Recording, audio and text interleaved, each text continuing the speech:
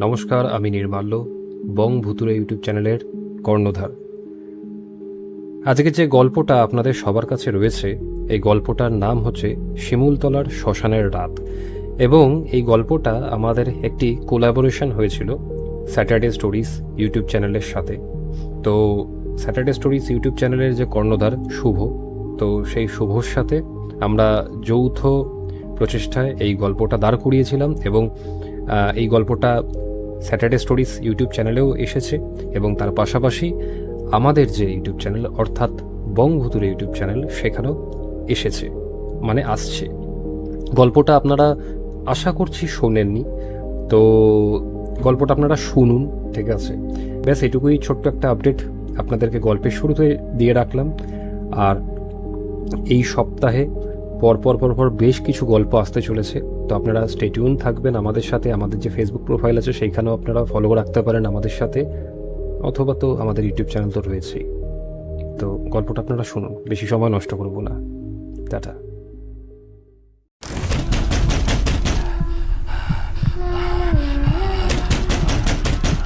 কে কে কে ওখানে কে ওখানে কে ওখানে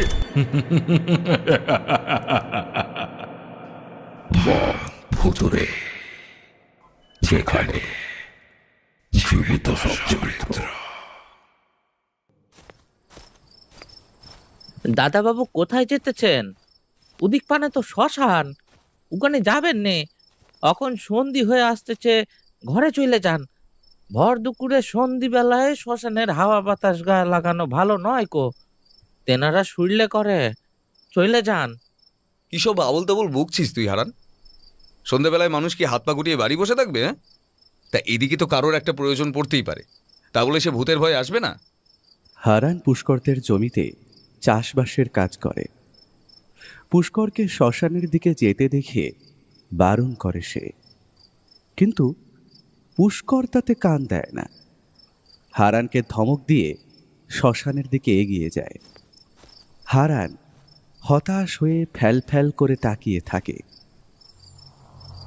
গ্রামের শান্ত পরিবেশ, শ্মশানের নিস্তব্ধতা পুষ্করকে আকর্ষণ করে। গ্রামে এসে সুযোগ পেলেই সে শ্মশানে চলে যায়।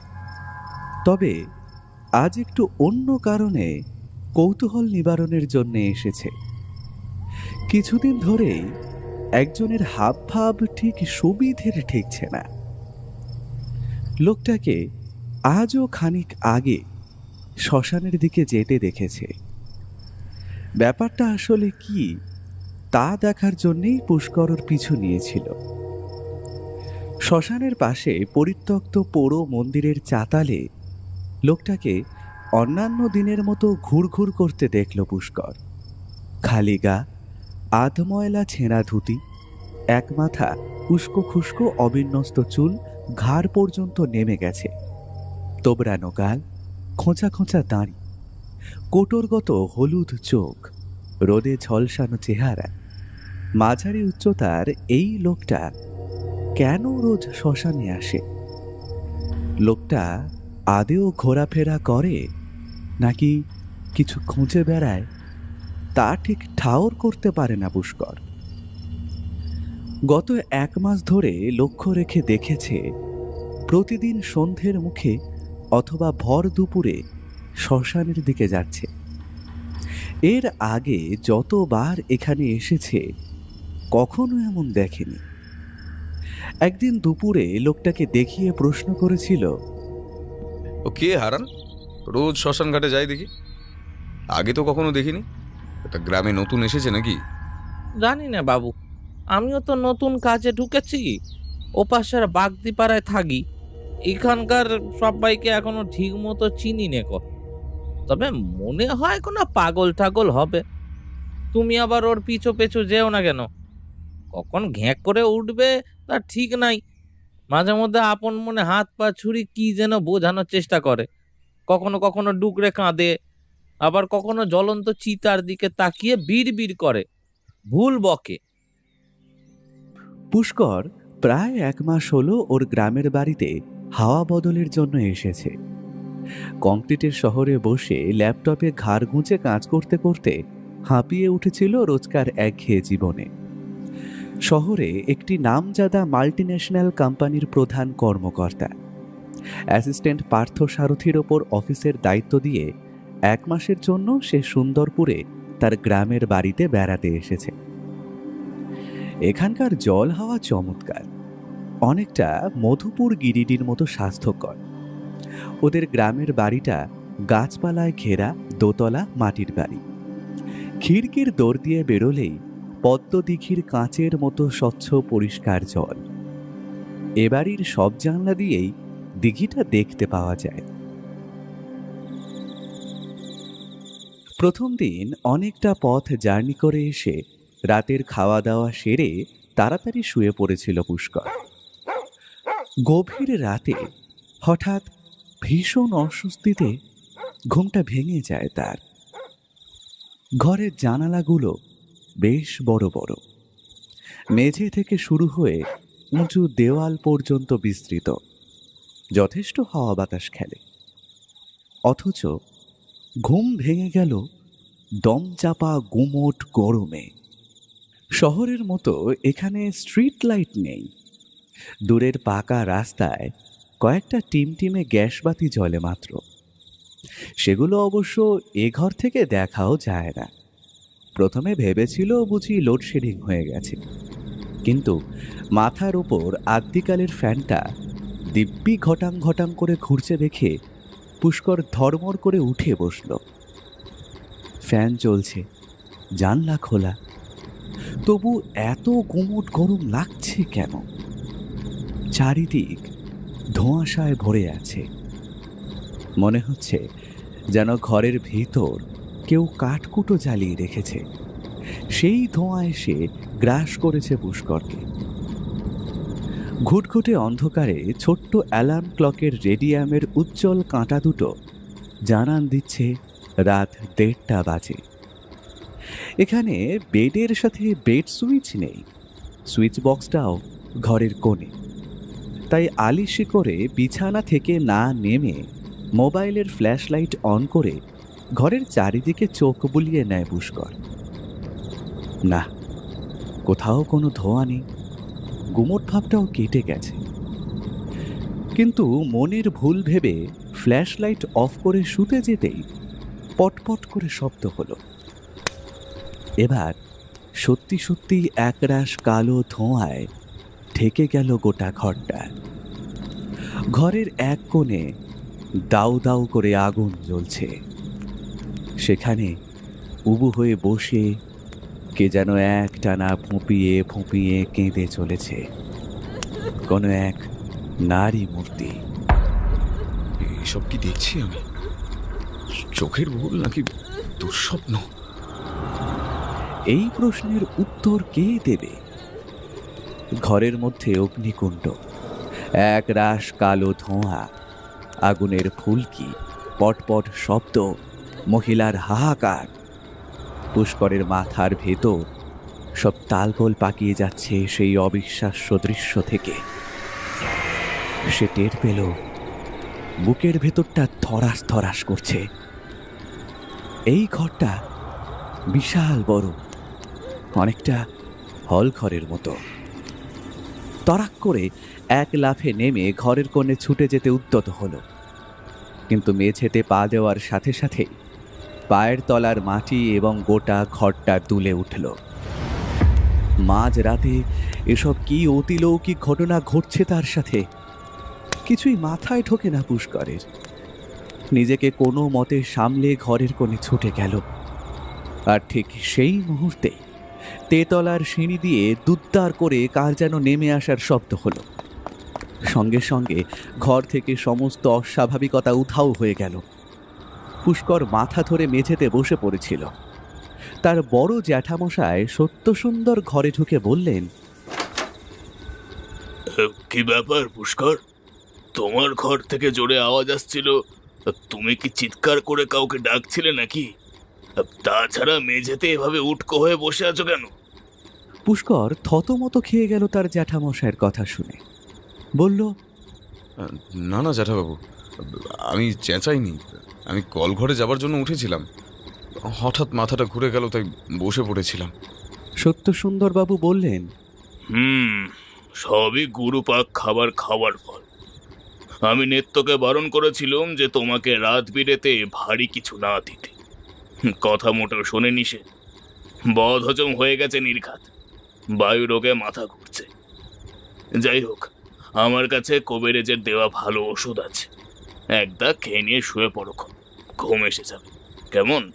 পুষ্কর ম্লান হেসে বলল, না না না জ্যাঠাবাবু, ও এমনিতেই সেরে যাবে, আমার বেশি কোনো সমস্যা হচ্ছে না। কিন্তু সত্যসুন্দরবাবু ছাড়বার পাত্র ছিলেন না। ফতুয়ার পকেট থেকে ওষুধের শিশি বের করে ভাইপোকে জোর জবরদস্তি এক ছিপি খাইয়ে দিতে গেলেন। অমনি সঙ্গে সঙ্গে একটা অদ্ভুত কাণ্ড ঘটে গেল। ওষুধের শিশিটা কেউ যেন সত্যসুন্দরবাবুর হাত থেকে নিয়ে মাটিতে ছুঁড়ে ফেলে দিল। পুষ্কর স্তম্ভিত হয়ে গেল ঘটনাটা দেখে। সত্যসুন্দর দাঁত মুখ খিঁচিয়ে বলে উঠলেন, হে কি পুষ্কর, তুমি আমার দেওয়া ওষুধটা ফেলে দিয়ে এভাবে আমাকে অপমান করলে? ছি ছি ছি! শহরে বাস করে সহবত শিক্ষা কাকে বলে তা একেবারে গুলে খেয়েছ দেখছি। এমন জানলে আমি শিবুকে তোমায় শহরে পাঠাতে বারণ করে দিতুম। তিরিক্ষি মেজাজে কথাগুলো এক নিঃশ্বাসে বলে সত্যসুন্দরবাবু ঘর থেকে বেরিয়ে গেলেন। পুষ্কর হতভম্ব হয়ে ফ্যাল ফ্যাল করে চেয়ে থাকে তার চলে যাওয়ার পথের দিকে। কি যে ঘটল, কিভাবে ওষুধের শিশটা জ্যাঠাবাবুর হাত থেকে পড়ে গেল, কিছুই ভেবে পেল না সে। মাঝখান থেকে জ্যাঠাবাবু তাকে ভুল বুঝে ঘর থেকে চলে গেল। সে কথা ভেবে পুষ্করের মনটা খারাপ হয়ে গেল। বাকি রাতটা আর ঘুম এলো না। গ্রামে বর্ষায় বা শীতে শহরের তুলনায় খুব তাড়াতাড়ি সন্ধে ঘনিয়ে আসে, তেমনি ভোরের আলো ফুটতেও দেরি হয়। এখন ঘোর বর্ষা, ভোর 4:30 বাজে। শহরে এ সময় পূব আকাশে রং ধরে যায়, কিন্তু সুন্দরপুর গায়ের আকাশে এখনো রাতের অন্ধকার জমাট বেঁধে আছে।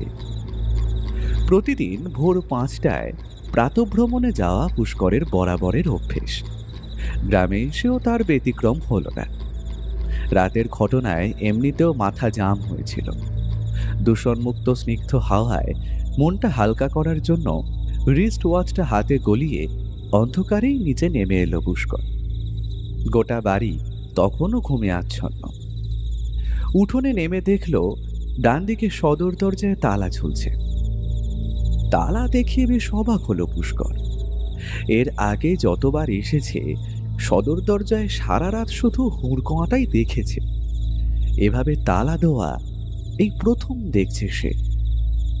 মনটা খিঁচড়ে গেল পুষ্করের। বৃষ্টি ছিল না, ভোরের ঠান্ডা হাওয়ায় একটা আমেজ এসেছিল শরীরে আর মনে। আমবাগানের দিকে হাঁটতে যাওয়ার ফাঁকে ফেরার সময় নন্দিনীদের বাড়িতে ঢোঁ মারবে বলে ঠিক করে রেখেছিল, কিন্তু সব পরিকল্পনা ভেস্তে গেল। চাকর বাকররা কে কখন উঠে দরজা খুলবে তার ঠিক নেই।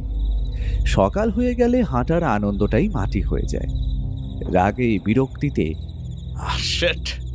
এই বলে দাওয়ায় উঠতেই যাচ্ছিল, এমন সময় ওর মনে পড়ে গেল বাড়ির পেছনে খিড়কির দোরের কথা। সঙ্গে সঙ্গে সেদিকে চলে গেল, কিন্তু খিড়কির দরজার কাছে গিয়ে নিরাশ হয়ে উঠোনেই ফিরে এলো। খিড়কির দরজা বলে আর কিছুই নেই, সেদিকে পার্টিশন দিয়ে বুঝিয়ে দেওয়া হয়েছে। গোয়াল ঘরের গরুগুলোকে খড়বিচুলি খাওয়াবার সময় খিড়কির দোর খুলেই বাইরে নিয়ে আসা হয়, চিরটাকাল তাই হয়ে আসছে। হঠাৎ সেখানে দেওয়াল তুলে বুঝিয়ে দেওয়ার কি প্রয়োজন পড়ল? গোয়াল ঘরের সামনে আবছা অন্ধকারে দাঁড়িয়ে কথাগুলো ভাবছিল পুষ্কর। এমন সময় হঠাৎ ভাঁড়ার ঘরের দিক থেকে ফিসফিস করে কথাবার্তার আওয়াজ এলো। মনে হলো কেউ তার নাম ধরে ডাকছে। মূল বাড়ির সাথে লাগোয়া একতলা লম্বা চালা ঘরের নিচে পরপর গোয়াল ঘর, রান্নাঘর আর ভাঁড়ার ঘর রয়েছে। পুষ্কর কান খাড়া করে শোনার চেষ্টা করে রামু কাকা বা নিত্যকালী উঠে এলো নাকি। এদিকে জার্সি গরুগুলোর মধ্যে মাত্র দুটো অবশিষ্ট রয়েছে। বাকিদের কি হলো সেই চিন্তায় মাথায় ঘুরছিল পুষ্করে। এরকম আরো অনেক কিছুই সে বা তার বাবা শিবসুন্দর চৌধুরী কাউকেই কিছুই জানানো হয়নি। এ বাড়ির দেখভাল জ্যাঠাবাবু একা হাতেই করেন, তাই হয়তো জানাবার প্রয়োজন মনে করেন না। এতে আর তার দোষ কোথায়? কিছুক্ষণের মধ্যেই তার সমস্ত চিন্তা ভাবনায় ছেদ ঘটিয়ে ফিসফিসানি শব্দটা হঠাৎ আবার সেই ফোঁপিয়ে ফোঁপিয়ে কান্নায় পরিণত হলো। ভাঁড়ার ঘরের ভেতর থেকে কান্নার আওয়াজটা আসছে পুষ্কর তা স্পষ্ট ঠাহর করতে পারে। আকাশ ধীরে ধীরে ফর্সা হতে শুরু করেছে, তবে ভাঁড়ার ঘরটা এখনো অন্ধকারাচ্ছন্ন। চাপা গর্জন ভেসে আসছে। দরজার শিকল খুলে ভেতরে যেতেই সে টের পেল ঘরের চারপাশে আগুনের ফুলকে উঠছে। একটা ভয়ঙ্কর ছায়ামূর্তি বেরিয়ে এলো অন্ধকার ভেদ করে। হিংস্র চোখ দুটো ক্ষুধার্ত সাপদের মতো জ্বলজ্বল করছে, যেন এখনই তার আপাদমস্তক গিলে খাবে। তার সঙ্গে হাড় হিম করা বিভৎস হাসি। পিলে চমকে ওঠে তার।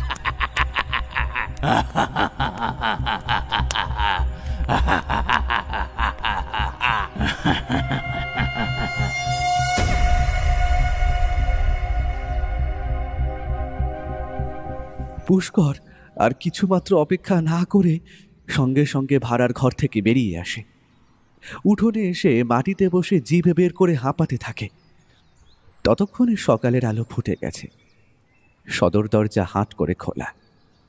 দরজার পাশে রামুর সাইকেলটা নেই। নিত্য রান্নাঘরে ব্যস্ত রয়েছে। রামু হয়তো হাটে বাজারে গেছে, তাই তারা কেউই ওকে এই অবস্থায় বসে থাকতে দেখেনি। কিছুক্ষণ পর ধাতস্থ হয়ে পুষ্কর দরজা দিয়ে বেড়াতেই যাচ্ছিল, এমন সময় নিত্য চায়ের পিয়ালা হাতে হেঁসেল থেকে বেরিয়ে এসে বলল, ওমা দাদাবাবু, এই সাত সকালে কোথায় যাচ্ছ? চা পানি কিছু না খেয়ে? এই নাও, চাটা খেয়ে নাও, তারপর যেখানে খুশি যাও গে। তবে 9টার মধ্যে ফিরে এসো কিন্তু। জল খাবার খেতে হবে তো, নইলে জ্যাঠাবাবু আবার রাগ করবেন। পুষ্কর কাষ্ঠ হাসি হেসে বলল, ঠিক আছে, চাটা দিয়ে তুই তোর কাজে যা, আমি চলে আসবো সময় মতো। এরপর চা খেয়ে পুষ্কর চলে গেল মাঠের ধারে। সেখানে সকালবেলায় চাষের জমিতে চাষি ভাইরা টোকা মাথায় দিয়ে কাজ করে। তাদের সাথে গল্প করতে করতে কাজকর্ম দেখতে বড়ই ভালোবাসে পুষ্কর। তাছাড়া ভোরের ঘটনাটাও ভুলে থাকা যাবে বেশ কিছু সময়ের জন্য। এই ভেবে বেরিয়ে গেল। হাত ঘড়িতে সবে সকাল 7টা বাজে। হাতে ঢের সময় আছে দেখে চাষের জমিতে কিছুক্ষণ সময় কাটিয়ে পুষ্কর চলে গেল আমবাগানের কাছে নন্দিনীদের বাড়ির দিকে। নন্দিনীর মা কমলা কাকি উঠোনের মাঝখানে পিঁড়ি পেতে বসে কুলোয় করে চাল বাচ্ছিলেন। পুষ্করকে দেখে মাথায় কাপড় চাপা দিয়ে উঠে এলেন। চোখে মোটা পাওয়ারের চশমা, বয়সের ভারে একটু ঝুঁকে গেছেন। কমলা কাকির ঘোলাটে কাঁচের চশমার দিকে তাকিয়েও স্পষ্ট দেখতে পেল তাঁর চোখে অশ্রু টলটল করছে। আর সেটা যে আনন্দের অশ্রু নয়, বহু যন্ত্রণা বা কষ্টের, সেটা টের পেল পুষ্কর। সরাসরি জিজ্ঞেস করে, কেমন আছো কাকি? তুমি চাল বাচ্ছ কেন? নন্দা কোথায়? কমলা কাকি চশমা খুলে চোখের জল মুছে বললেন,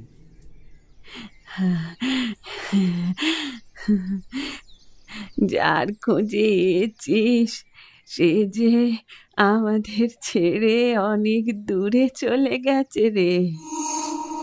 কমলা কাকির কথা শুনে পুষ্করের বুকটা ছ্যাঁত করে ওঠে। অজানা আশঙ্কায় ঠোঁক গিলে বলে, এইসব কি বলছো কমলা কাকি? অনেক দূরে চলে গেছে মানে? কাকি আঁচলের খুঁটে আবার চোখের জল মুছতে মুছতে বললেন,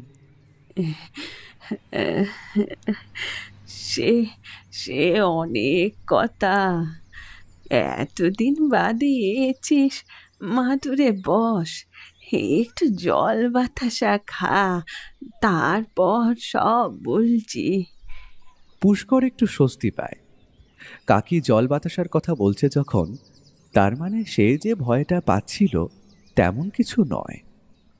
কমলা কাকি একটা কলাই করা ছোট থালায় তিলের তক্তি, নাড়ু আর লাল বাতাসা এনে পুষ্করের হাতে ধরিয়ে দিয়ে বললেন, নে, খেয়ে নে বাপ, তুই নাড়ু খেতে ভালোবাসিস।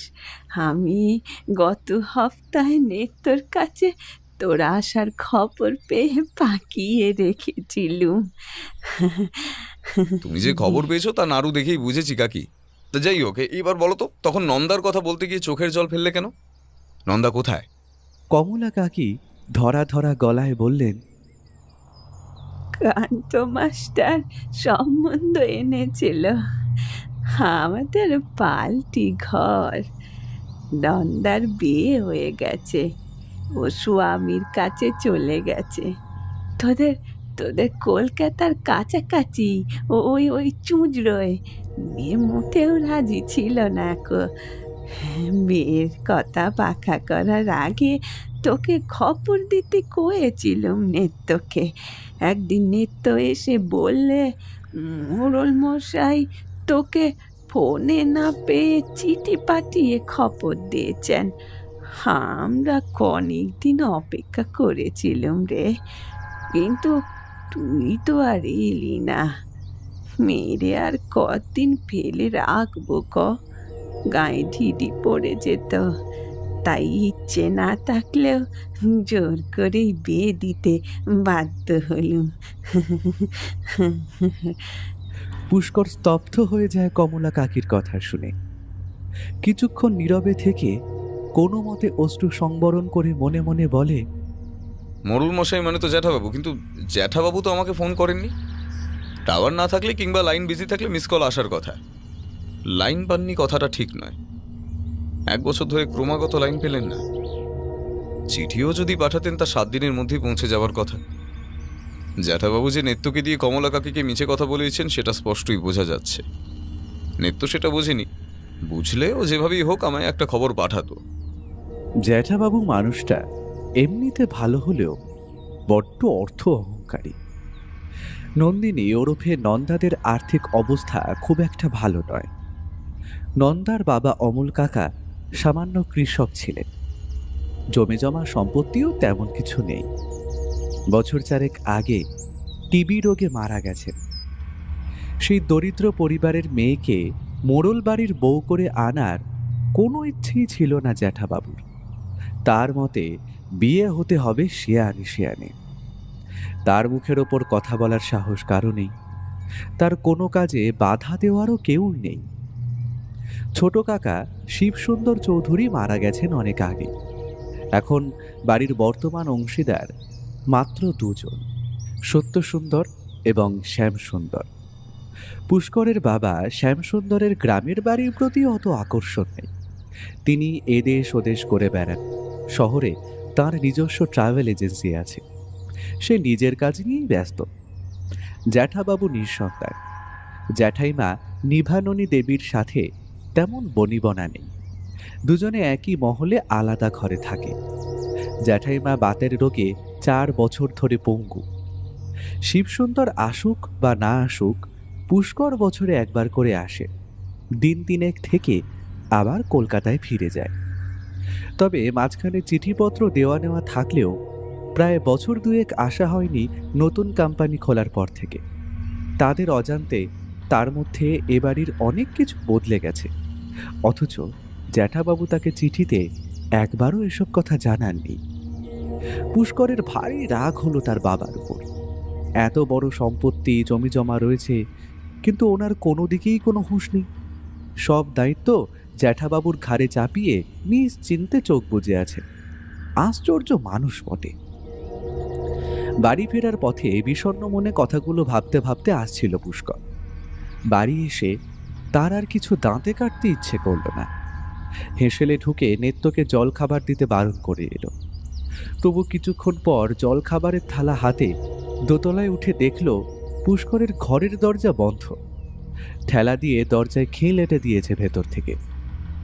পুষ্কর যে নন্দার খবরটা জেনে গেছে নিত্যকালী তা ভালোভাবেই টের পেল।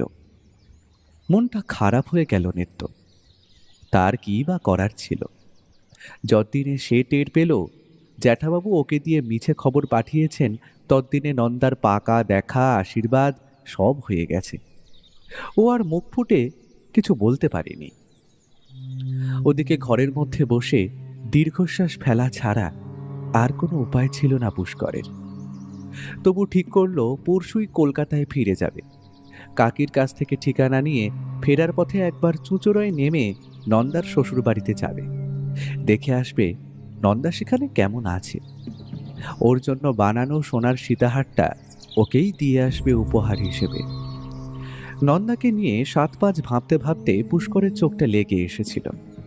তারপর ঘুমিয়ে পড়েছিল একসময়।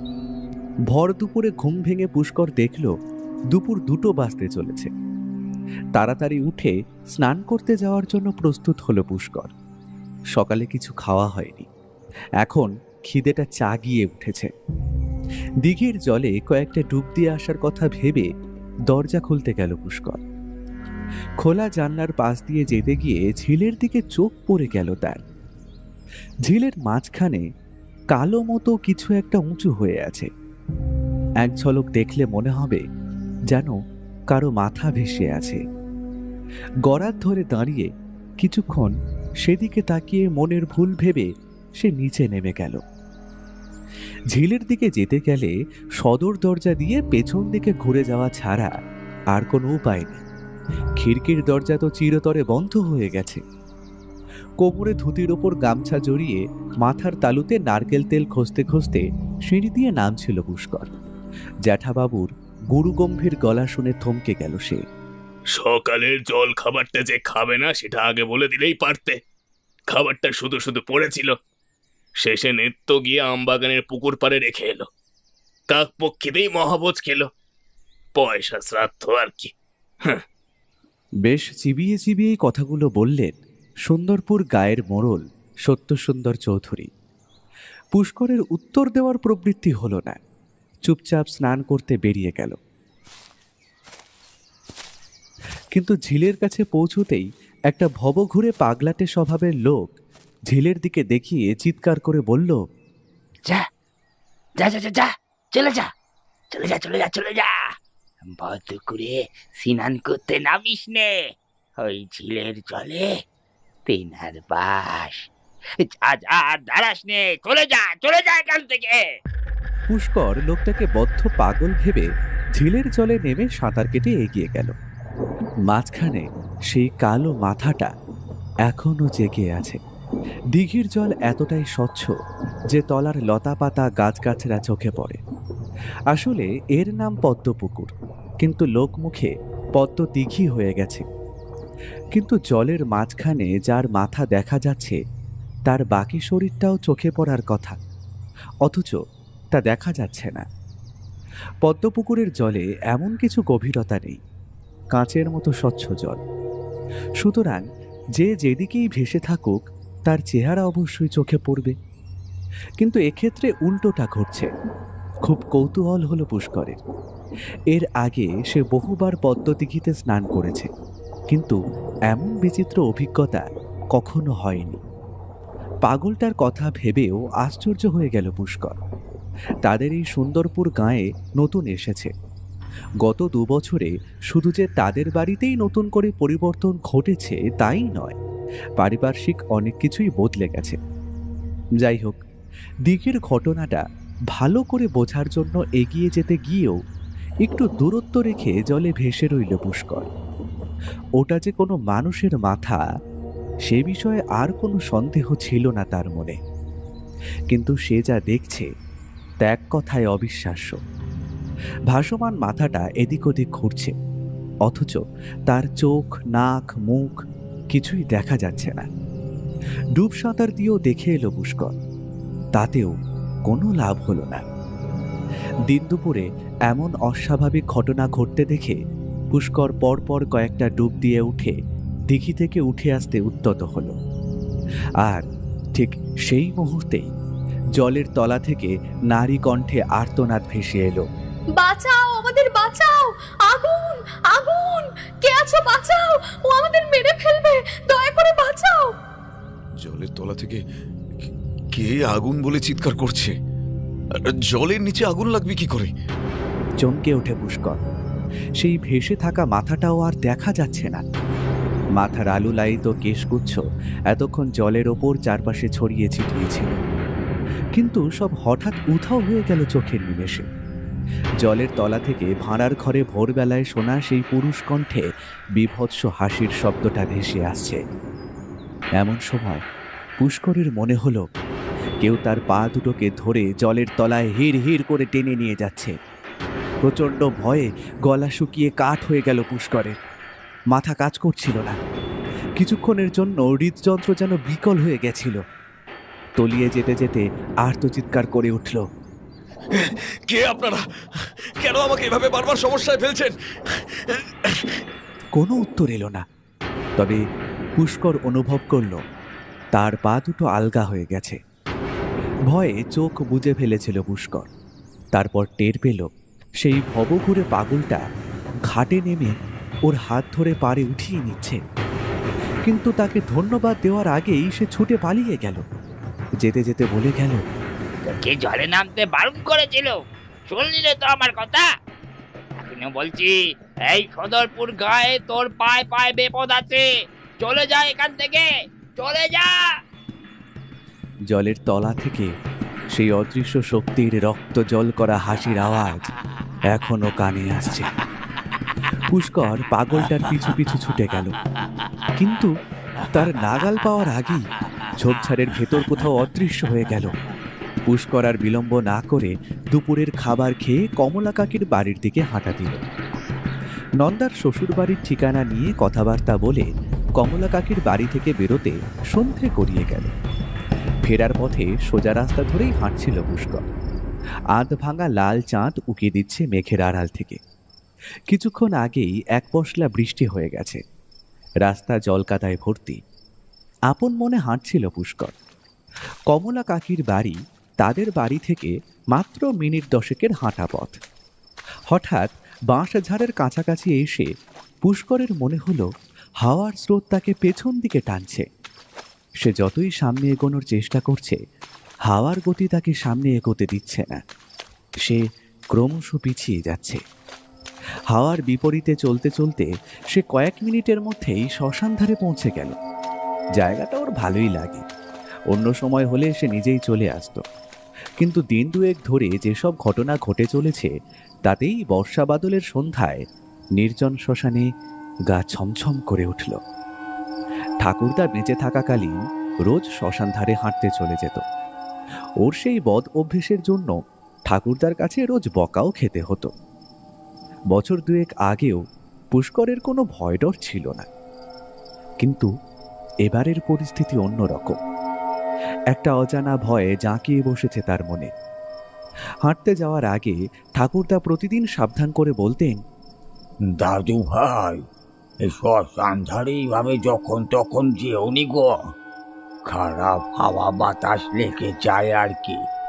ওখানে অশুভ আত্মারা ঘুরে বেড়ায়। তাছাড়া ভয়ঙ্কর অপদেবতারাও বাসা বেঁধে থাকে ওই শ্মশানে। বারবার নিষেধ করছি গো, ওখানে যেওনি গো, একেবারেই যেওনি। কিন্তু পুষ্কর শহরের ছেলে, সে ওসব মানতে চাইতো না। ঠাকুরদার মুখের ওপর কিছু না বললেও গুজব ভেবে মনে মনে হেসে উড়িয়ে দিত। সূর্যাস্তের পর শ্মশান ঘাটের গাছতলায় বসে দিব্যি হাওয়া খেত পুষ্কর। সন্ধে করে বাড়ি ঢুকলে কুরুক্ষেত্র হয়ে যেত। কিন্তু আজ তার সেই পছন্দের জায়গায় এসে পুষ্করের গায়ে রীতিমতো কাঁটা দিচ্ছে। ভবঘুরে লোকটার সাবধান বাণী বারবার মনে পড়ে যাচ্ছে। লোকটার পরিচয় জানা দরকার, কিন্তু পুষ্করকে দিঘি থেকে উঠিয়ে দিয়ে সে যে কোথায় উধাও হয়ে গেল তার হদিশ আর পাওয়া গেল না। বেশ দমবন্ধ গুমুট লাগছিল। দোনামোনা করতে করতে অবশেষে মনে সাহস এনে শ্মশান ঘাটের সিঁড়িতে একটু বিশ্রাম নিতে বসল। শ্মশান ভূমি আজ ফাঁকা। কোনো মৃতদেহ সৎকারের জন্য আসেনি এখনো। হাওয়ার বিপরীতে ভাসতে ভাসতে চলে আসার ঘটনা সত্যিই অবাক করে দেওয়ার মতো ছিল। পুষ্কর হাওয়া খেতে খেতে এসব কথাই ভাবছিল। আকাশের নিজস্ব আলোয় চারপাশটা মোটামুটি নজরে আসছে পুষ্করের। এমন সময় ঘুটঘুটে অন্ধকারে ঢেকে গেল বিস্তীর্ণ চরাচর। এক রাশ কালো ধোঁয়া উড়ে এলো বর্ষার বাতাসে। অবাক করে দেওয়ার মতো দৃশ্য। প্রথমে কালো মেঘ মনে হলেও সেগুলো যে আসলে কালো ধোঁয়া তা বুঝতে বেশি সময় লাগে না। পুষ্কর ভেবে পায় না পাড়াগাঁয়ের দূষণমুক্ত আকাশে কালো ধোঁয়ার উৎপত্তি হলো কোথা থেকে। আশেপাশে জনবসতি থাকলে তাকে উনুনের ধোঁয়া ভাবা যেত। হঠাৎ তার সমস্ত চিন্তার জাল ছিন্ন করে কাঠের গাঁট পোড়ার পটপট শব্দ ভেসে এলো ফাঁকা চিতাকুণ্ডর দিক থেকে। আওয়াজটা কানে যেতেই সারা শরীরে বিদ্যুৎ খেলে গেল একটা হাড় হিম করা দৃশ্য দেখে। চোখের সামনে দাউ দাউ করে একটা চিতা জ্বলছে। পুষ্করের গলা শুকিয়ে কাঠ হয়ে গেল। এমন সময় সেই ভবঘুরে লোকটা পাশের ঝোপ থেকে বেরিয়ে এসে দুহাত দেখিয়ে চিৎকার করে বলল, পালা পালা পালা পালা পালিয়ে যা, চলে যা এখান থেকে, চলে যা চলে যা। ও আসছে, ও আসছে, ও কাউকে ছাড়বে না, ও সব পুড়িয়ে ছাড়খাড় করে দেবে, যা পালা। লোকটার কথা শুনে হকচকিয়ে যায় পুষ্কর। লোকটা আবার পালাতে যাচ্ছিল। পুষ্কর এক লাফে ঘাট থেকে উঠে খপ করে লোকটার হাত ধরে বলল, দাঁড়ান, যাবেন না। কে আপনি? কার কথা বলছেন? কে আসবে? লোকটা কোনো উত্তর দিল না, শুধু ভয়ার্ত চোখে ইশারায় আঙুল তুলে দেখালো। মাত্র কয়েক সেকেন্ডের ব্যবধানে পুষ্করের চোখের সামনে একটা কুণ্ডলি পাকানো ধোঁয়াটে অবয়বের সৃষ্টি হলো তার সেই চিতাকুণ্ডের ধোঁয়ার লেলিহান শিখা থেকে। সামান্য দূরে উটকো হয়ে বসে একটা নারী মূর্তি চিতাকুণ্ডের ভস্য থেকে কি যেন একটা খুঁজে চলেছে আর আপন মনে কাঁদছে। পুষ্করের শিরদাঁড়া দিয়ে একটা ঠান্ডা হিমেল স্রোত দ্রুত নেমে গেল নিচের দিকে। লোকটা হাত বাড়িয়ে নিয়ে দুহাতে চোখ ঢেকে ভয়ার্ত কণ্ঠে বলে উঠল, না না না না না না, আমি আমি আমি কিছু দেখিনি, আমি কিছু জানি না, আমি কিছু দেখিনি, আমি কাউকে চিনি না, আমি কিছু বলবো না, আমি কিছু বলবো না কথা। আমার সাইরা দেন, আমার সাইরা দেন, আপনাকে ভয় পড়ি, আমার সাইরা দেন, আমি কিছু জানি না, আমি কিছু দেখিনি, আমি কিছু বলবো না, আমার সাইরা দেন। নিজের মাথার চুল ছিঁড়তে ছিঁড়তে হাত ফসকে ছুটে বেরিয়ে গেল লোকটা। ওদিকে সেই ভয়ঙ্কর বিভীষিকা তার ধোঁয়াটে অবয়ব নিয়ে এগিয়ে আসছে পুষ্করের দিকে। সেই ভয়াবহ পরিস্থিতিতেও পুষ্কর টের পেল লোকটা অনেক কিছু জানে, আর কাল বিলম্ব না করে পিছু পিছু ছুটে চলল লোকটার আস্তানার খোঁজে। কিছু দূর ছুটে গিয়ে লোকটা জেলে পাড়ায় ঢুকে বড় নদীর দিকে বাঁক নিল। পুষ্কর সেদিকে ছুটে গিয়ে দেখল নদীর পাড়ে জেলে বস্তি থেকে সামান্য দূরে গাছের ডাল আর লতা পাতা দিয়ে তৈরি একটা অস্থায়ী কুটিরে মাথা গোঁজার আশ্রয় নিয়েছে। পুষ্কর জেলে বস্তির মোটামুটি সকলকেই চেনে। এই লোকটা যে নতুন এসেছে সে বিষয়ে সন্দেহ নেই। পুষ্করকে গাছতলায় দাঁড়িয়ে হাঁপাতে দেখে কাদের মিয়া এসে বলে, আরে কর বাবু, যে মেলা দিন বাদ দেখতাছি আপনারে। হ্যাঁ, তা আপনি এত হাঁপাইতেছেন কেন? আর কি হয়েছেটা কি? হ্যাঁ, ও মা, আমি না মা, এই কর বাবুর জন্য একটু জল পানি লিয়ে আয় তো। জেলে বস্তির সকলেই পুষ্করকে করবাবু বলে ডাকে। নদীর ধারে খড়ের ছাউনি দেওয়া কাদেরের এক চালার মাটির বাড়ি। কাদেরের মেয়ে আমিনা মাটির দাওয়ায় বসে পুতুল নিয়ে খেলছিল। সে খেলা ছেড়ে উঠে জল আনতে চলে গেল। কাদের পুষ্করকে দাওয়ায় চাটাই পেতে বসিয়ে হাত পাখা নিয়ে বাতাস করতে লাগলো। নদীর হাওয়া আসছিল হো হো করে। পুষ্কর হেসে বলল, হাত পাকা দিয়ে আর বাতাস করতে হবে না কাদের মিয়া, নদী থেকে দিব্যি হাওয়া আসছে।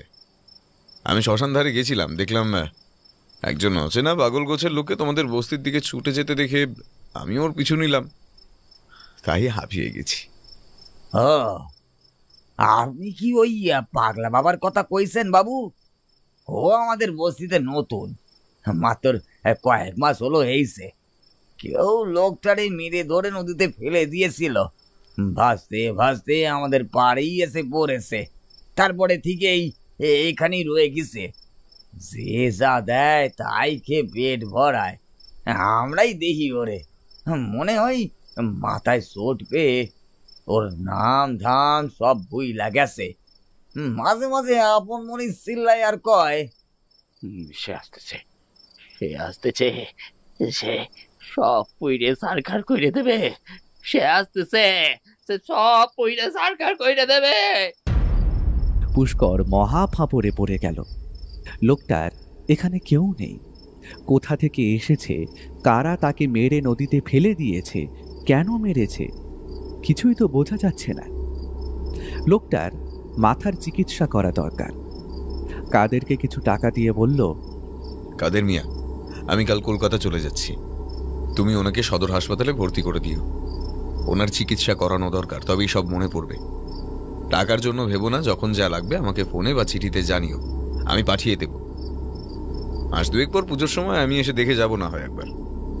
কাদের মিয়া কিছু টাকা কৌটোতে রেখে বাকিটা ফিরিয়ে দিয়ে বলল, করবাবু, আপনার দয়ার শরীর, তবে আপনি একা দেবেন কেন?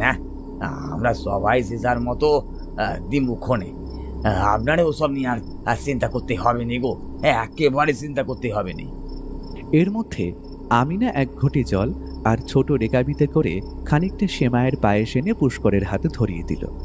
কাদের বলল, খেয়ে নেন বাবু, খেয়ে নেন, পশু পরব গেছে, বউ তাই ওই সেমাই রেঁধেছে। পুষ্কর তৃপ্তি করে জল আর পায়েস খেয়ে উঠে পড়ে। জেলে বস্তি থেকে বেরিয়ে বাড়ির দিকে পা বাড়ালো। সেই বিভীষিকার কথা মন থেকে মুছে গেছিল। হঠাৎ পোড়া পোড়া একটা গন্ধ এসে নাকে লাগলো। জেলে বস্তি থেকে তার বাড়ি পর্যন্ত বেশ কিছুটা পথ ফাঁকা শুনশান হয়ে যায় সন্ধ্যের পর থেকে। সেই বাঁশ ঝাড়ের কাছে এসে পৌঁছতেই সামনের ঝোপ থেকে আচমকা একটা বিষাক্ত তীর ছুটে এলো পুষ্করের দিকে। সঙ্গে সঙ্গে শ্মশান ঘাটের সেই ধোঁয়াটে অবয়বটা কোত্থেকে পুষ্করের সামনে এসে এক মূর্তিমান বিভীষিকায় পরিণত হয়ে তাকে আড়াল করে দাঁড়ালো। তীরটা সেই অশরীরীর শরীর ভেদ করে ঝোপের দিকেই ছুটে গিয়ে সাঁই করে কারো শরীরে ঢুকে যে এফোর ওফোর করে দিল, তা তার গগনভেদী চিৎকারেই প্রমাণিত হয়ে গেল। মৃত লোকটার সাগরেদটি ছুটে পালাতে যাচ্ছিল। পাশ থেকে শ্মশানে উটকো হয়ে বসে থাকা কান্নারত সেই বিভৎস নারী মূর্তি ওর গলার টুঁটি টিপে ধরে হেসে উঠল। লোকটা ছটফট করতে করতে অবশেষে শ্বাসরুদ্ধ হয়ে মারা গেল। তারপর দুজনে হাত ধরাধরি করে মিলিয়ে গেল বাঁশঝাড়ের অন্ধকারে। কিংকর্তব্য বিমূঢ় হয়ে দাঁড়িয়েছিল পুষ্কর। তারপর মাথা ঘুরে পড়ে গেল পথের মাঝখানে।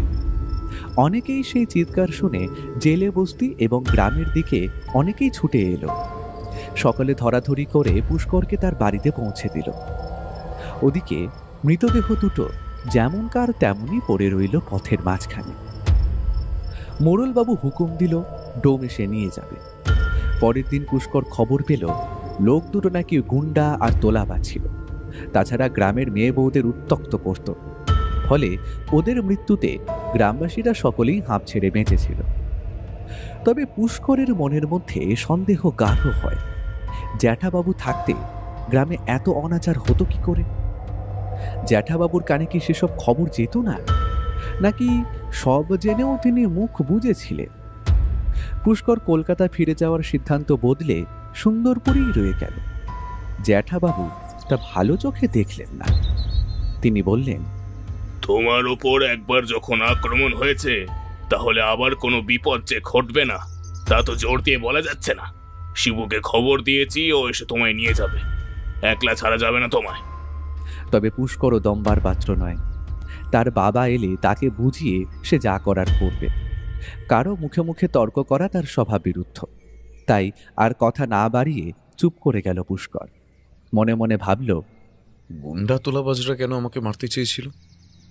কে তাদের মারতে বলেছে? জেলে বস্তিতে আশ্রয় নেওয়া পাগল লোকটির পরিচয় বা কি? ওই দুই অশরীরী যারা আমাকে রক্ষা করেছে তারাই বা কে? কেন প্রথম দিন থেকে ওরা নানাভাবে আমাকে ভয় দেখানোর চেষ্টা করেছে? ওদের এই অবস্থার জন্য কে বা কারা দায়ী? এই সব প্রশ্নের উত্তর আমাকে জানতেই হবে। সুন্দরপুর ছেড়ে আমি কিছুতেই যাব না। বাবা আসুক, তারপর যা করার করব। ভৃত্য রামু শেষবার সাবধান করে বলেছিল, দাদাবাবু, তোমার আশেপাশে অনেক লোক মুখোশ পরে ঘুরিয়ে বেড়াচ্ছে, তুমি সাবধানে থেকো। পুষ্করের মনে পড়ে গেল রামুর বলা কথাগুলো। রামু তাকে সাবধান করেছিল।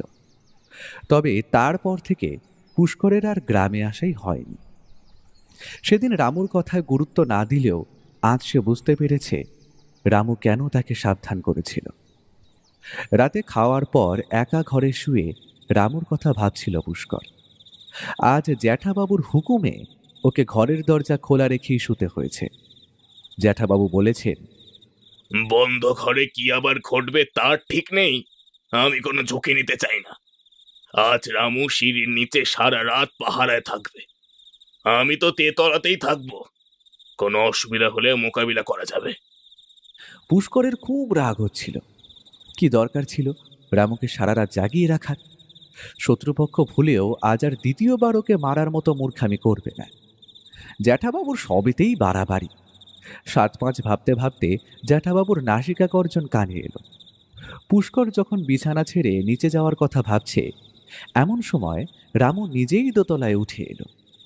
অতি সন্তর্পণে তেতলার দিকে তাকিয়ে পা টিপে টিপে ঘরে ঢুকে এলো। চাপা স্বরে বলল, দাদাবাবু, চিনতে পেরেছো ওদের? আমার মনে হয় আগের বাড়ি এই ঘটনাটা ঘটি যেত।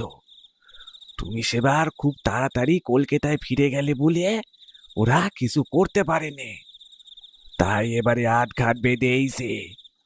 তোমায় কয়েছিলুম চোখ কান খোলা রাখতে, কিন্তু যারা তোমায় রক্ষে করেছে তাদের কি তুমি নিজের চোখে দেখিছো? চেনো ওদেরকে? না রে রামু, চিনতে পারিনি। ভালো করে দেখার সুযোগ পেলাম কই? হঠাৎ করে এসেছিল, হঠাৎ করেই চলে গেল। রামু পুষ্করের কথা শুনে ভয়ে ভয়ে বলল, দাদাবাবু, আমাদের এ বাড়িতে তেনাদের বাস আছে, তুমি কিছু টের পাওনি? বেশ কিছুদিন ধরিয়ে মাঝরাতে গোলঘর থেকে মেয়ে ছেলের গলায় কান্নার শব্দ ভেসে আসে। ভারী গর্জনের মতো শব্দও পাইছি অনেক সময়। জ্যাঠা বাবুকে বললে কিছুতেই বিশ্বাস করবেন নে, উল্টে গাল মন্দ করবেন। তাই তাই ওনাকে কিছু জানাইনি কো, তোমাকেই পেতুম জানালুম। আমার মনে হয় আজ তিনারাই তোমায় রক্ষে করেছেন। পুষ্কর চমকে ওঠে রামুর কথা শুনে। তবে এটা যে সত্যি সেটা রামুকে বুঝতে দেওয়া যাবে না এখনই। সে নিজে এখনো অথই জলে পড়ে আছে। কোনো প্রশ্নের উত্তর মেলেনি। কিভাবে এগোবে, কার কাছে গেলে সবটা জানা যাবে, তা এখনো বুঝে উঠতে পারছে না পুষ্কর। শুধু একটা বিষয়ে সে নিশ্চিত হতে পেরেছে, জ্যাঠাবাবু বেশ তৎপরতার সাথেই নন্দাকে তার জীবন থেকে চিরতরে সরিয়ে দিয়েছে। নন্দার কথা ভেবে পুষ্করের মনটা খারাপ হয়ে যায়। বুকের ভেতরটা হু হু করে ওঠে। ঠিক সেই মুহূর্তে একটা ক্ষীণ অস্পষ্ট গলার আওয়াজ ভেসে আসে দরজার বাইরে থেকে। পুষ্করদা, আমি এসেছি। কথাগুলো যেন বহু দূর থেকে ভেসে আসছে, টেনে টেনে সুর করে বলছে। তবে অস্পষ্ট হলেও সেই কণ্ঠস্বর চিনতে পুষ্করের কোনো অসুবিধে হলো না। নন্দার গলা। এক লাফে খাট থেকে নেমে ছুটে গেল পুষ্কর। লোডশেডিং হয়ে গেছে একটু আগেই। ঘরের কোণে একটা লম্ফ জ্বালানো ছিল। দরজার বাইরে অন্ধকারে মিশে একটা নারী মূর্তি দাঁড়িয়ে আছে। রামু ছট করে লম্ফের আলোটা একটু বাড়িয়ে দিল। পুষ্কর লম্ফর আলোয় নন্দাকে দেখতে পেল। কিন্তু এ কি চেহারা হয়েছে নন্দার! মাথার চুল পড়ে গেছে, কয়েক গাছি লেপ্টে আছে চামড়ার সাথে। পুড়ে কালো হয়ে যাওয়া শরীরের বিভিন্ন জায়গায় দগদগে ঘা, চামড়া কুঁচকে ফেটে গোলাপি মাংস বেরিয়ে রক্তরস ঝরে পড়ছে। বুকের কাছে চামড়াবিহীন কঙ্কালসার হাতে কিছু একটা আঁকড়ে ধরে জড়সড় হয়ে দাঁড়িয়ে আছে। একটা চোখ মণিহীন কোটরগত, অন্যটার মণি বিভৎসভাবে ঠেলে বাইরে বেরিয়ে এসেছে। চোয়াল খুলে ঝুলে পড়েছে একপাশে। আঁতকে ওঠে পুষ্কর। নন্দা যে আর ইহজগতের বাসিন্দা নয় তা বুঝতে কিছুমাত্র অসুবিধে হলো না তার। পুষ্করের অন্তরাত্মা কেঁপে উঠল। গত কয়েকদিন যাবৎ নন্দাই তাকে বারবার দেখা দিয়েছে, কখনো ঘরের কোণে, কখনো ভাড়ার ঘরে, কখনো শ্মশানে, কখনো পথে ঘাটে। অতীতে ঘটে যাওয়া কোনো ভয়াবহ ঘটনার আবহ সৃষ্টি করে নানাভাবে ভয় দেখিয়ে পুষ্করকে সুন্দরপুর গ্রাম ছেড়ে শহরে চলে যাওয়ার ইঙ্গিত দিয়েছে, পুষ্করকে আসন্ন বিপদের হাত থেকে রক্ষা করতে। কিন্তু পুষ্কর তা বোঝেনি। পুষ্কর চোখের জল ধরে রাখতে পারে না। প্রচণ্ড রাগে চেঁচিয়ে বলে ওঠে, কে তোমার এই হাল করেছে নন্দা? বলো আমাকে, আমি সেই মহাপাপীর উপযুক্ত শাস্তির ব্যবস্থা করব। নন্দা বলল, সময় হলে সব জানতে পারবে। তুমি বিশ্রাম করো, আমাকে এবার চলে যেতে হবে। ভোর হয়ে এসেছিল। নন্দা আবছা অন্ধকারে অদৃশ্য হয়ে গেল। ভারাক্রান্ত মনে বাকি সময়টুকু অতীতের স্মৃতিচারণ করে কাটিয়ে দিল পুষ্কর।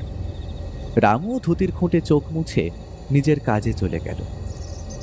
আকাশ ফর্সা হতেই পুষ্কর কাউকে কিছু না জানিয়ে কোথায় যেন বেরিয়ে গেল। ফিরে এলো অনেক রাতে। সত্যসুন্দর চুরুট মুখে নিয়ে নিচের দালানে পায়চারি করছিলেন। পুষ্করকে সদর দরজা দিয়ে ঢুকতে দেখে তেলে বেগুনে জ্বলে উঠলেন।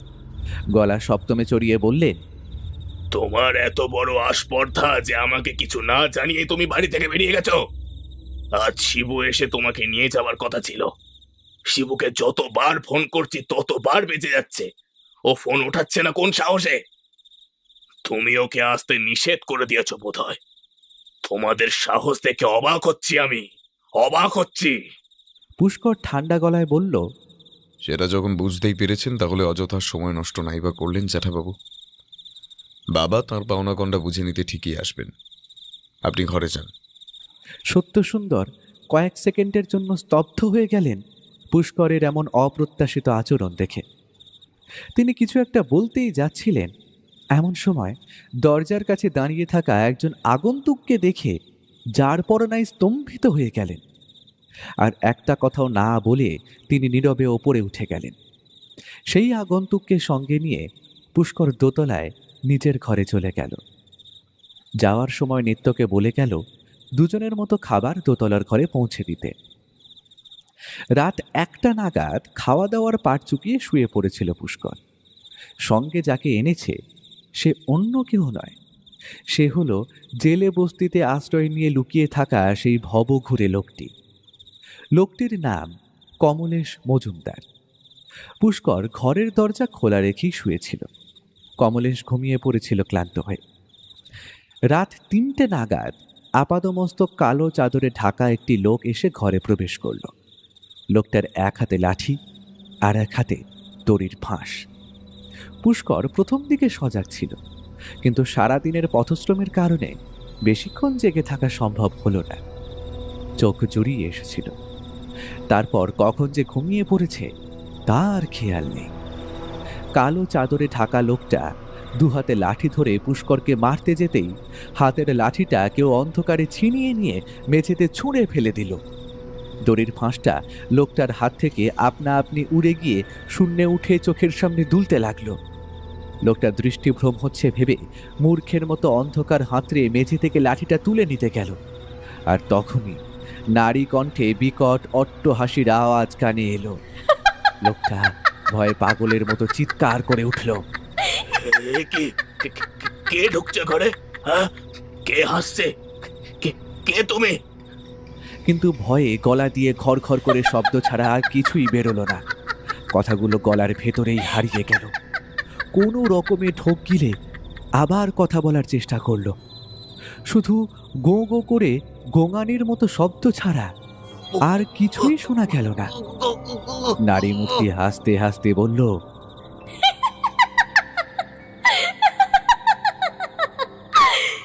কি হলো বাবু মশাই, তোমার সব সাহস উড়ে গেল? মারবে না আমাকে? মারো মারো দেখি, আবার মেরে ফেলো।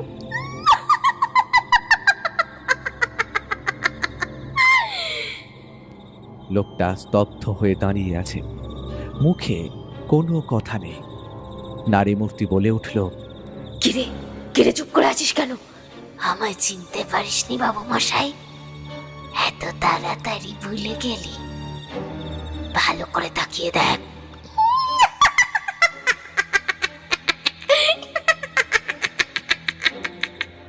কান ফাটানো অপার্থিব হাসি শুনে লোকটার সর্বাঙ্গ থর থর করে কেঁপে উঠল। কালো মেঘ সরে গিয়ে জানলা দিয়ে খয়াটে চাঁদের আলো এসে পড়েছে। নারী মূর্তির অবয়বটা ধীরে ধীরে লোকটার চোখের সামনে স্পষ্ট হলো এবার। লোকটার মুখে আর কোনো কথা নেই। এই মুহূর্তে গোঙানির শব্দটুকুও বেরোল না, শুধু হাওয়ার মতো শব্দ হচ্ছে। কোনো উত্তর এলো না, শুধু সেই ভয়ঙ্কর হাসির শব্দ ঘরের প্রতিটা দেওয়ালে ধাক্কা খেয়ে লোকটার কানের কাছে ফিরে ফিরে আসছে। ফাঁসির দড়িটা ওকে ঘিরে চারপাশে অনবরত ঘুরপাক খাচ্ছে। হঠাৎ পায়ের তলায় চটচটে আঠালো মতো কিছু এসে লাগায় লোকটা চমকে ওঠে। মেঝের দিকে তাকিয়ে থমকে গেল। রক্তধারা গড়িয়ে আসছে সেই নারী মূর্তির শরীর থেকে। হঠাৎ দাউ দাউ করে আগুন জ্বলতে শুরু করলো। লোকটা প্রচণ্ড ভয়ে যেই ছুটে পালাতে গেল, অমনি একটা ক্রুদ্ধ গর্জন ভেসে এলো দরজার বাইরে থেকে। ভারী পায়ের শব্দ পড়ে উঠে আসছে।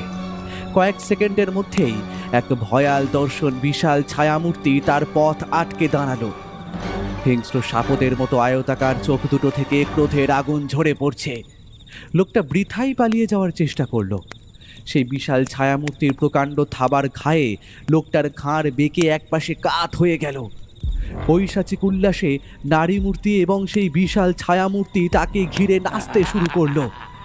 লোকটা আগেই টের পেয়েছিল তার আর নিস্তার নেই, তবু বারবার আকার ইঙ্গিতে হাত জোর করে ক্ষমা চাইতে লাগলো।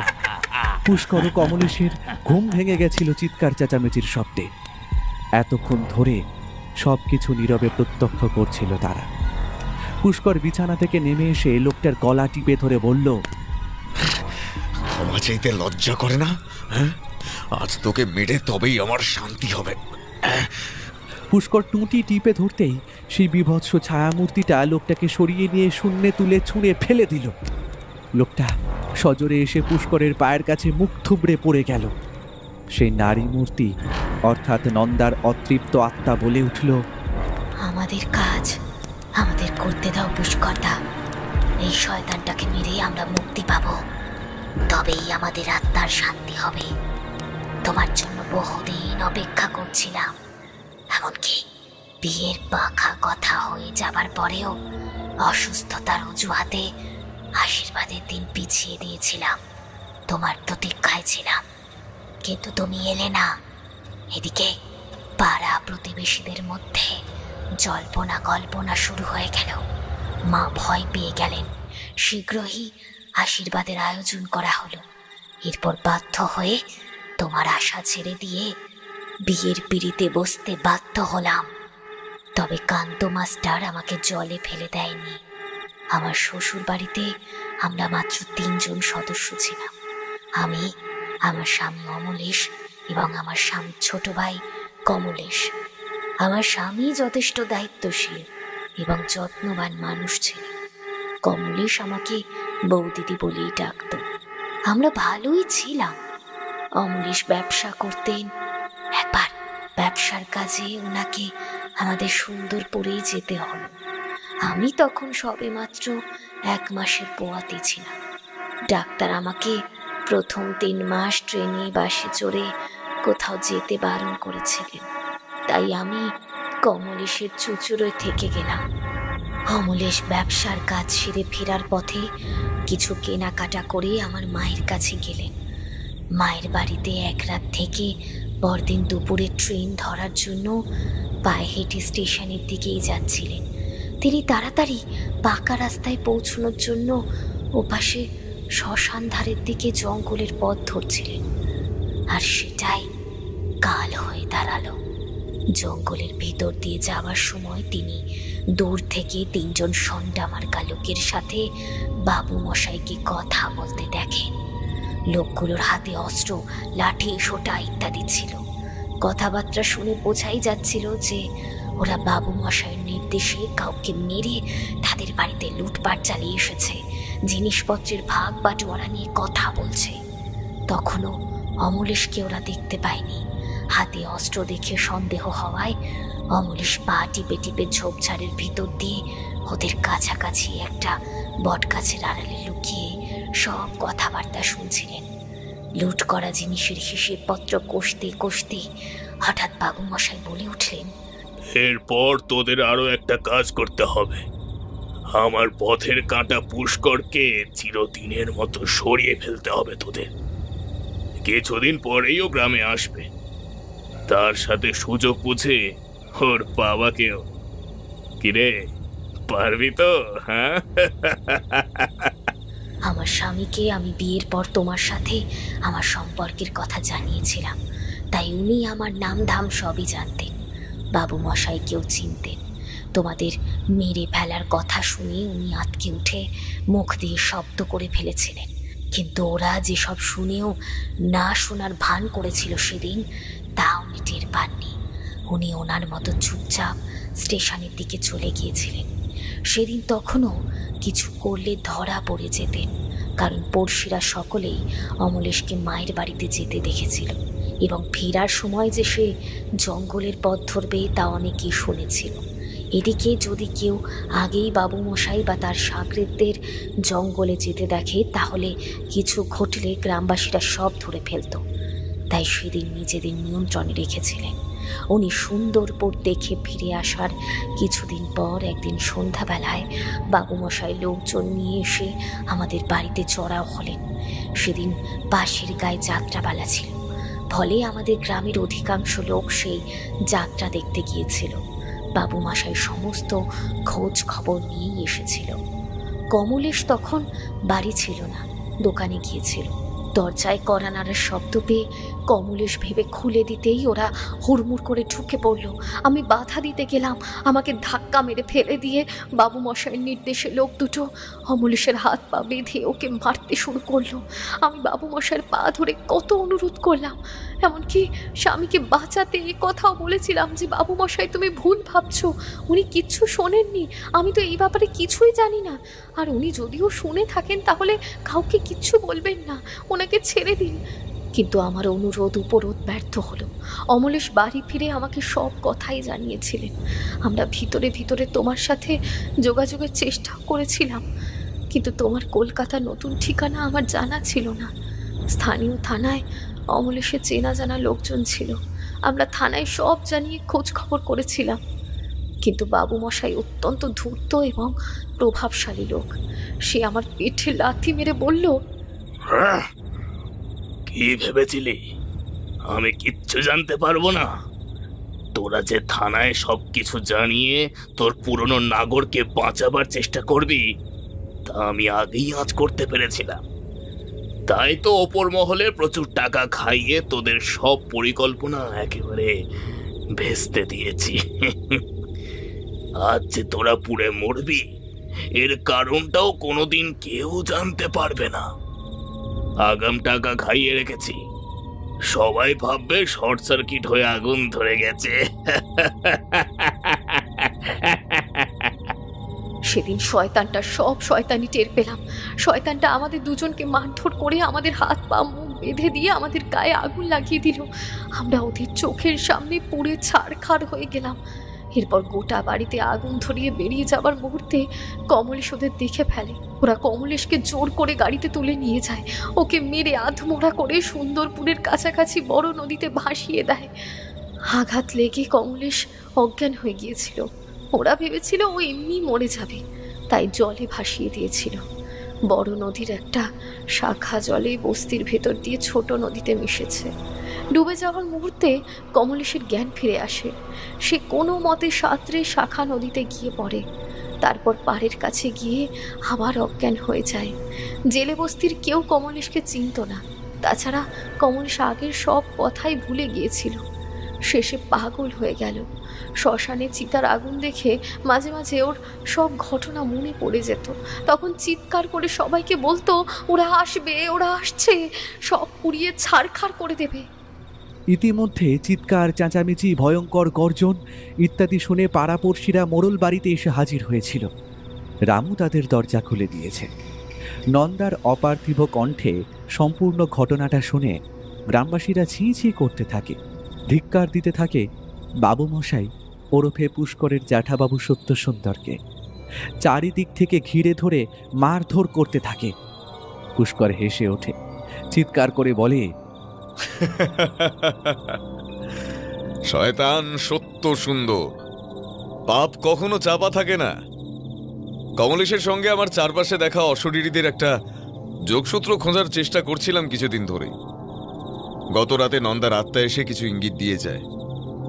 গতকাল লোক লাগিয়ে 20 তীর ছুঁড়ে মারার চেষ্টা করে ব্যর্থ হয়ে আজ আমাকে বাবার সঙ্গে কলকাতায় চলে যাবার হুকুম দিয়েছিল আসন্ন বিপদের কথা বলে। ভালো মানুষ সেজেছিল, আসলে ওটাও তোমার একটা চাল ছিল। বাবা আমাকে নিতে এলেই ফেরার পথে জঙ্গলের মধ্যে আমাদের দুজনকে মেরে ফেলতে তুমি সব ব্যবস্থা করে রেখেছিলে। আমি তাই ভোরে উঠে কমলেশকে জেলে বস্তি থেকে নিয়ে চুচুড়োয় চলে যাই।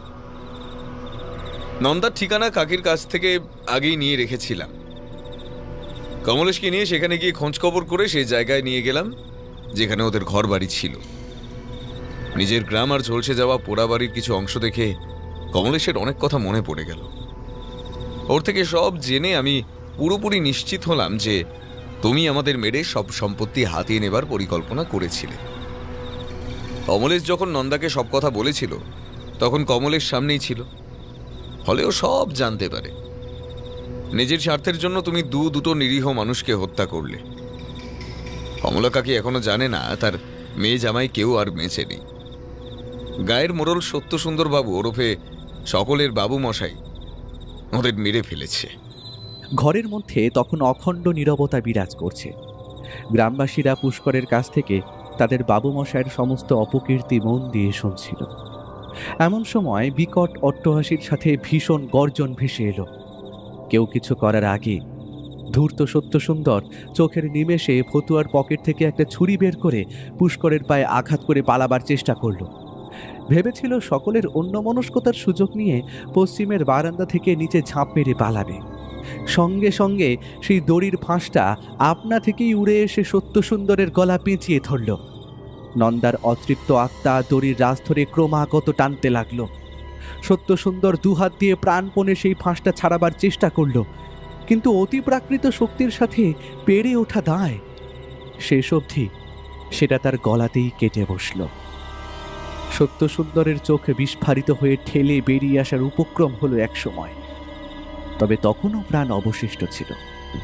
অমলেশ ও নন্দার পুড়ে খাঁক হয়ে যাওয়া দগ্ধ শরীরটা হাওয়ায় দুলতে লাগলো সত্যসুন্দরের চোখের সামনে। হঠাৎ শরীরের খুব কাছেই আগুনের গনগনে আঁচ টের পেল সত্যসুন্দর। কমলা কাকি যে কখন এসে একটা জ্বলন্ত কাঠ ছুঁড়ে দিয়েছে তাদের বাবুমশাইয়ের গায়ে তা কেউ টের পায়নি। সত্যসুন্দরের শরীরটা একটু একটু করে পুড়তে শুরু করেছে আগুনে। যন্ত্রণায় ছটফট করতে লাগলো। গগন বিদারী আর্তনাদে কেঁপে উঠল বিস্তীর্ণ চরাচর। সচক্ষে সেই বীভৎস দৃশ্য দেখিও কেউ ছুটে গেল না তাকে বাঁচাতে। পাপের শাস্তি এভাবেই তাকে দিল সকলে। ধীরে ধীরে আগুন ধরে গেল গোটা দেহে। কয়েক মুঠো ছাই পড়ে রইল শুধু। অমলেশ আর নন্দার আত্মা শান্তি পেল অবশেষে। সর্বহারা কমলেশের ঠাঁই হল মোরুল বাড়িতে। সে পুষ্করের ছোট ভাই হয়ে রয়ে গেল সেখানে। শহরের চাকরি ছেড়ে পুষ্কর পাকাপাকিভাবে গ্রামে চলে এলো শিবসুন্দরের কথা মতো। গ্রামবাসীরা পুষ্করের নামে জয়ধ্বনি দিল। আজ থেকে এ গায়ের মোড়ল সেই।